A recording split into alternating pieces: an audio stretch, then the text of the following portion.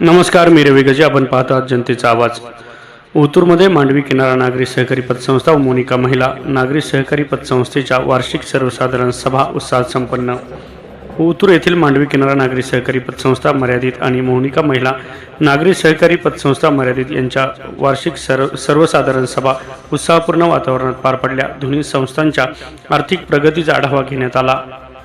ओतूर येथील राजलॉन्स येथे आयोजित सभेला संस्थापक अध्यक्ष संभाजीराव विठ्ठलराव तांबे यांच्या अध्यक्षतेखाली मोठ्या संख्येने सभासद, संचालक मंडळ आणि अधिकारी कर्मचारी उपस्थित होते. यावेळी दोन्ही संस्थांच्या वार्षिक अहवाल मंजूर करण्यात आला.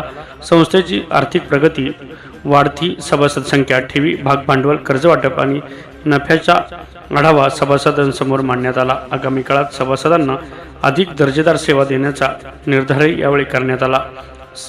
सभेदरम्यान विविध क्षेत्रातील मान्यवरांचा सत्कार करण्यात आला. सभेचे सूत्रसंचालन विठ्ठल शितोळे सर यांनी केले. शेवटी संस्थापक अध्यक्ष संभाजीराव विठ्ठलराव तांबे यांनी सभासदांचे आभार मानत संस्थेच्या प्रगतीसाठी सर्वांनी एकजुटीने सहकार्य करण्याचे आवाहन केले.